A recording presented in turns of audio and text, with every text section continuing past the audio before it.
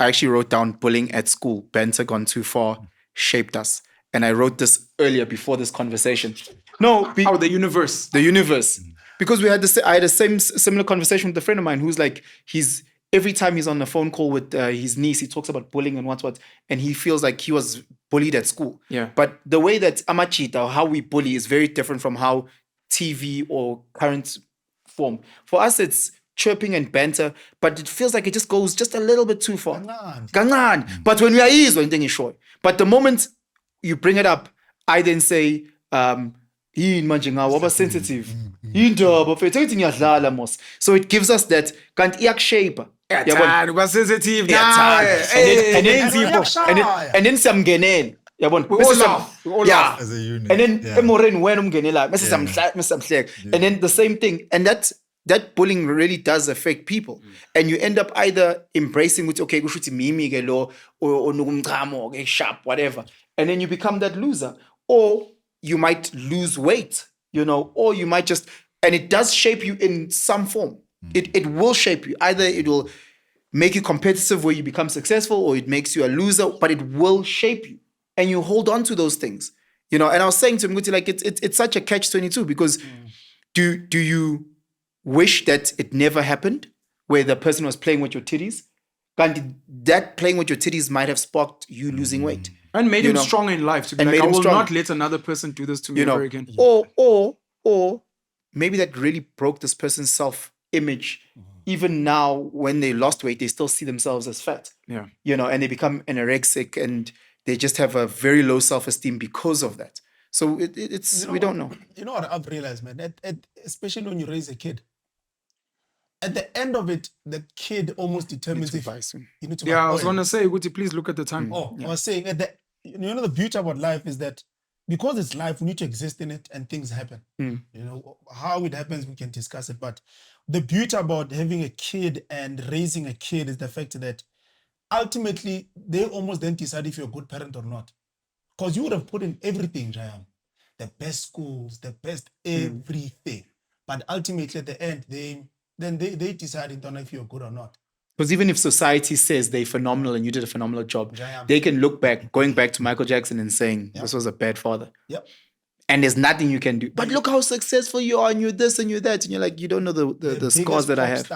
Look at you don't know the scars. How he blames his dad. You don't know the scars. Yeah. I didn't know that. You don't know the scars that I'm carrying. Even some of his friends are like, his dad was a piece of fuck. But he's the biggest thing. It's almost like because kids can isolate. They almost have the ability to isolate the gift you've given me, but they don't realize that gift had to come with me being distant. It came at a serious cost so that you can become this right thing. But they've got the ability to almost think that, I would have still come this thing if you didn't treat me this way. But sometimes it's this gift is also a curse. You've given me a superpower, but it's now there's the dark side of it that you don't get to experience. Look at my WhatsApp status. It's exactly that. You Daima wanted the gift. I'm going to say there's two sides to a coin, and it comes at a cost. Oh, man. But you don't get to feel the cost. I get to. And you don't know how, because you see the beauty of this. Gandhi, the cost is triple the beauty of it. Great gift. And you don't see Upsatane behind it. So it's... Let me read the status, because sometimes it was among. The conversation I had, this was posted this morning. The conversation I had yesterday made me fully realize that Tribal Media House is a gift and a curse. The obsession I have for Tribal Media House makes it a curse because I neglect a lot of personal feelings and obligations. It's a gift because it empowers a lot of households and individuals via employment and opportunities. Hard reality. Yeah. Again, the universe. You guys wrote notes for this podcast before we even knew it. Khomutz, I don't know if you have any closing words. Nothing. Sis, nothing you want us to raise? Not necessarily. It was interesting to listen. Interesting to listen to. You know what I do think we need to do at some point, interrogate why Debza is the anomaly that he is. Because I don't like the fact that we just stop at the anomaly part, or hey man, you made it out of school or out of this environment, because there has to be steps that he can probably break down. Or I mean, one of the things is definitely he saw people running businesses. Yeah. His dad and his uncle. He speaks about it a lot. You know what I mean? Yeah. So I think we do need to at some point like really try to break down, or yo man, how does a nigga like you move from where he is to, or where he was to where he is right now. Very I think important. It's important because a lot of kids are like that. My parting shot is I sat with my 2 kids and just on the therapy and the solutions to our children. And I asked them to give one piece of advice. My daughter said, children mustn't spend too much time on social media. They must play outside. And she referenced brain rot.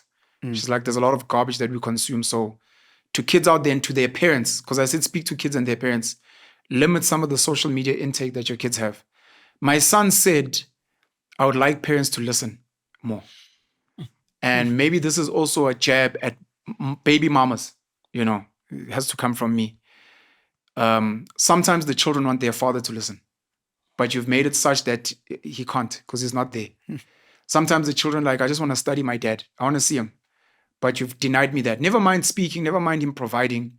There's just a lot of questions that would have been answered in my head because I'm in a space where there are traits that I exhibit that you can't explain. But maybe if I just got to see this guy, you don't know why I'm super fast. You don't know why I'm a fucking genius. You don't know why I can break other kids' jaws. When to you, I'm just a fucking freak. Then when I go into the village of pandas, Kung Fu Panda there. In the village of You're pandas. all of you guys roll down and you all eat fucking down. You're like, hey. Hey, I belong here. No, man. These are my people. Say, I'm home. No, I'm not a freak. And you're depriving me that part of my life because part of being a freak is them being like, hey, we know we eat a lot here as pandas and, we all die of diabetes and high cholesterol. Dwana, please try and do better. And you're like, oh, shit, I would not have gotten this if I didn't visit the village of pandas.